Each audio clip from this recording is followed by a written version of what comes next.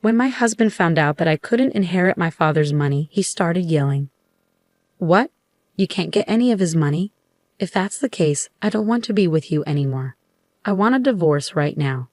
After that, I got back at my husband and my sister, who married each other right away.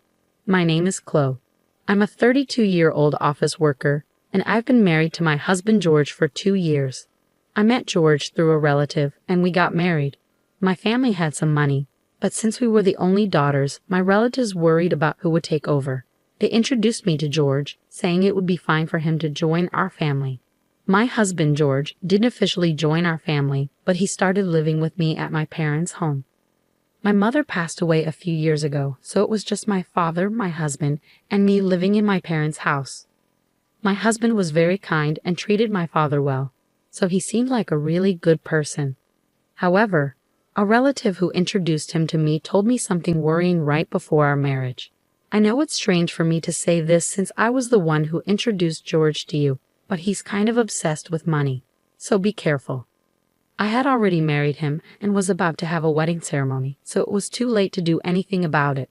But I hadn't noticed any signs that he was obsessed with money, so I went ahead with the marriage.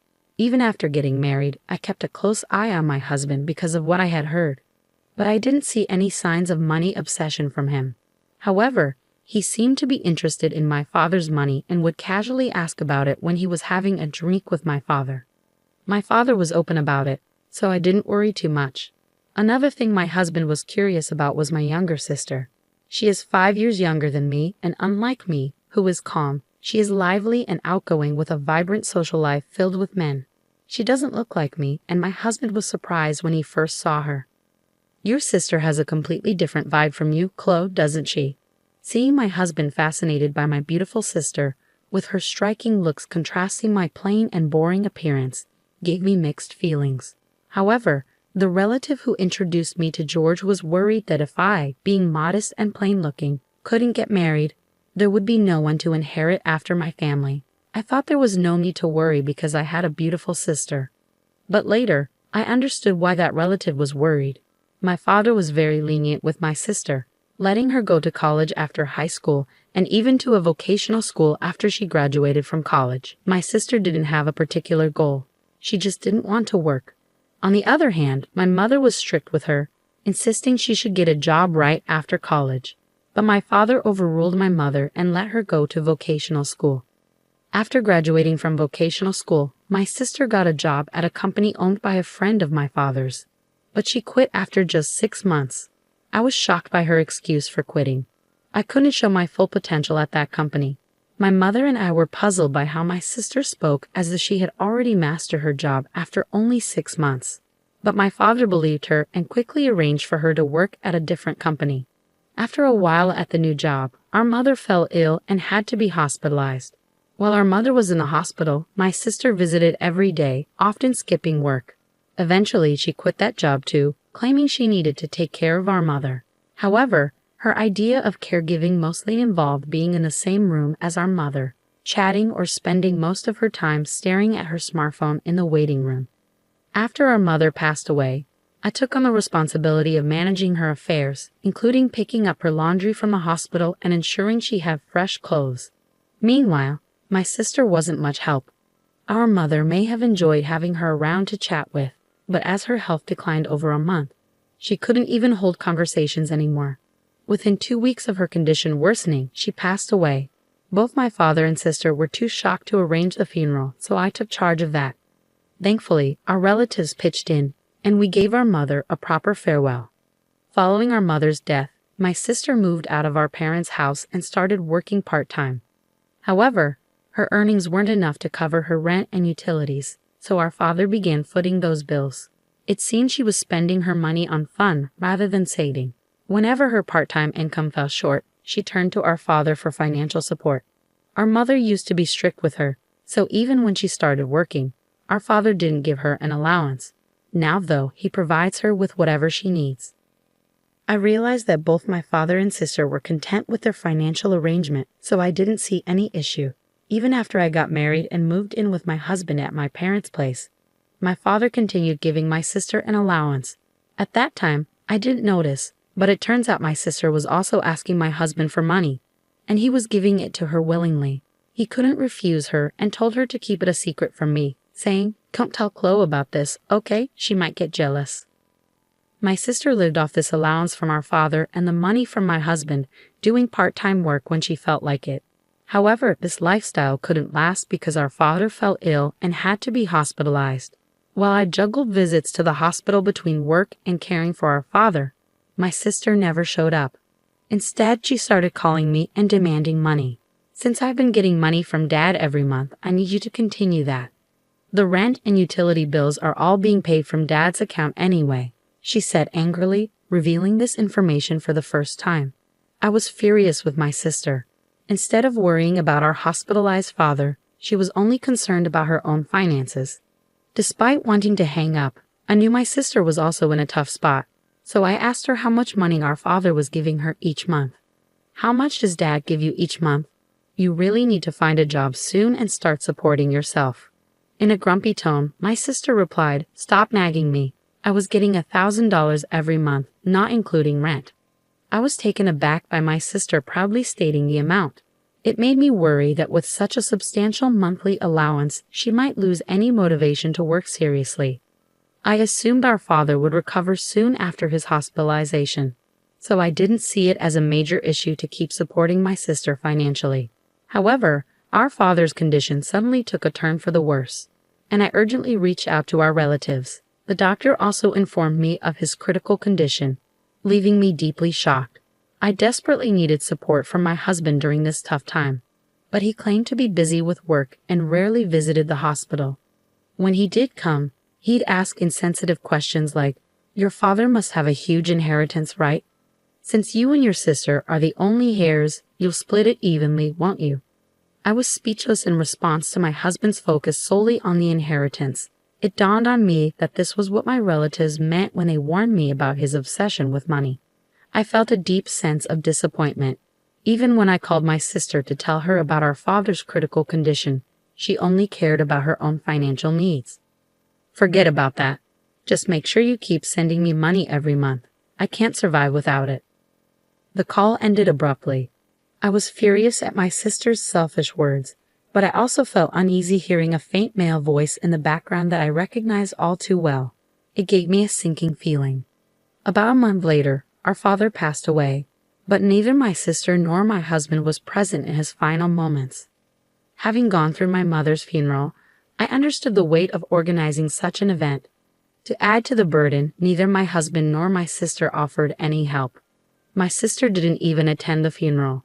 My husband did show up, but as soon as it ended, he disappeared, citing work. Even the relative who introduced us noticed his absence and questioned me about it. "What's going on with your husband? It's odd for him to be missing like this, isn't it?" All I could manage was a bitter smile in response. "He seems tied up with work. He had to head back home." I explained to the relative, who sighed in response. Yet it was I who wanted to sigh just as much. After the whirlwind of my father's funeral settled, my husband approached me with a smirk on his face. "Finally done, huh? So how much did you inherit? Even if it's split between the two of you, it's gotta be a tidy sum, right?" As warned by my relative before our marriage, it seemed my husband's mind was preoccupied with thoughts of my father's inheritance. Disheartened by his attitude, I replied casually, "My sister gets $100 million and I get nothing." I hadn't even spoken to my lawyer yet, and with the funeral just behind me, I hadn't sorted out my own emotions. Seeing my husband so eagerly discussing the inheritance made me feel like laughing out loud in disbelief. Without missing a beat, my husband erupted. "What? You can't inherit any of his assets? In that case, I have no reason to stay with you. Let's get a divorce right away." Feeling similarly, I shot back, "Fine, let's do it. You married me for my father's inheritance in the first place, didn't you? I'll divorce you." As I said this, I handed him the divorce papers I had already prepared. He seemed a bit taken aback as I brought them out, almost as if he expected it, but he signed them nonetheless. Just before leaving, he uttered these words as my now ex-husband. "I'll divorce you since you have no inheritance and marry your sister Emily to get the $100 million.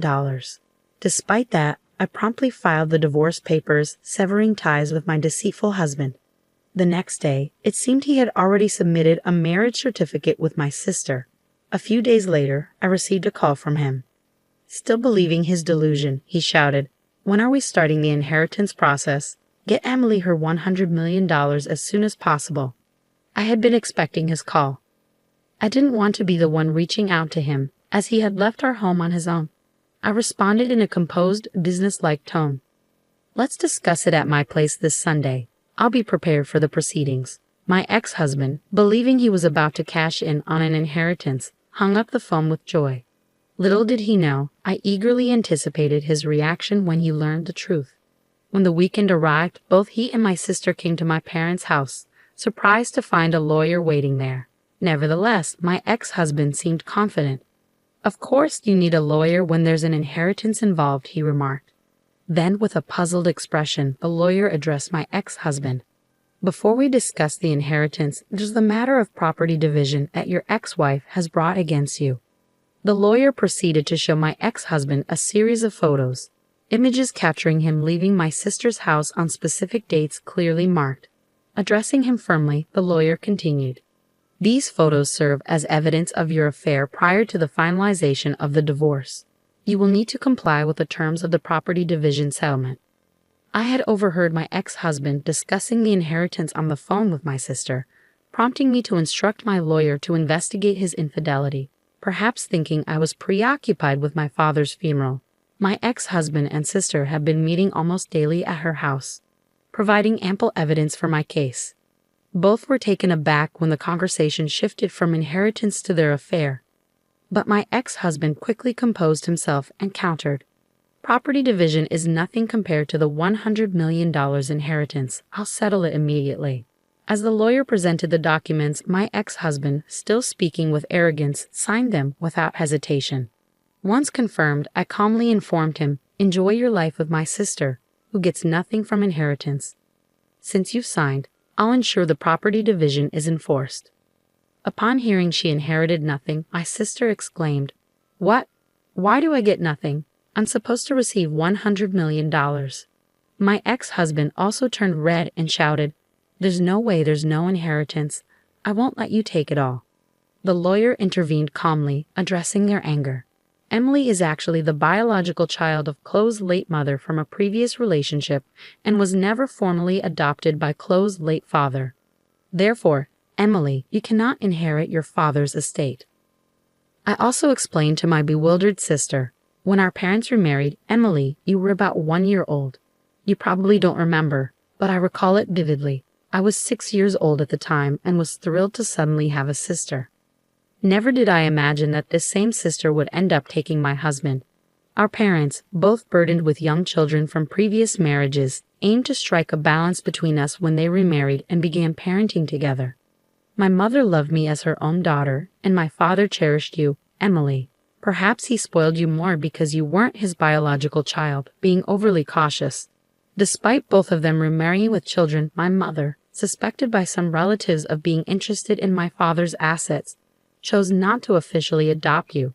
Those relatives who consistently recommended suitors for me did so knowing I was the sole heir to our father's wealth. If our parents had had a child together, things might have been even more complex. But fortunately or unfortunately, they didn't. Perhaps they avoided having more children to prevent future inheritance disputes. Now understanding that my father had been financially supporting my sister even into her adulthood because he couldn't leave her his inheritance, I realized the extent of their relationship. Like my sister, I also hadn't been formally adopted by my mother, but it never affected how we saw each other. It seemed our parents hadn't disclosed their remarriage to my sister, and today was the first time she learned the truth. As for my ex-husband, his face turned from red to pale as the situation sunk in. Not only was he not inheriting what he expected from my sister, but he was also facing a property division claim he had already signed off on. With a pale face, he asked me, was it a lie that my sister was getting $100 million and I was getting nothing? Suppressing a laugh, I replied, "Of course, it was a lie. It was my way of getting back at you for cheating on me. Besides, my father's estate was nowhere near $100 million, even though he was wealthy." Suddenly, my usually quiet sister erupted, "I've been shopping so much, thinking I'd inherit Dad's money. What about the support Dad was giving me until now? Will you take care of that, sis? You're married with a dependable husband now, so you don't need it anymore, right? Make George support you. She glanced at my pale ex-husband, but he shook his head. I can't do that. I also spent a lot, counting on the inheritance, and now with the property division, I'm stretched thin. With that, my ex-husband unexpectedly dropped to his knees before me, begging, Chloe, I'm sorry. It's all my fault. Please, can we reconcile? The lawyer, who had been packing up to leave, chuckled at the sight. Where had the arrogance he showed upon arrival gone? George, pleading on his knees like that, seemed utterly absurd. After our discussion, my ex-husband and sister left, and they divorced soon after. It seemed my ex-husband lost interest in my sister once he realized she wouldn't inherit anything. He mentioned property division, but since he had no assets, I arranged for him to pay from his monthly salary as advised by my lawyer, ensuring I received what was due. My sister, who lost our father's financial support, struggled to make ends meet with part-time work, but eventually faced overwhelming debts and declared bankruptcy. She moved out of her apartment, and I lost track of her whereabouts.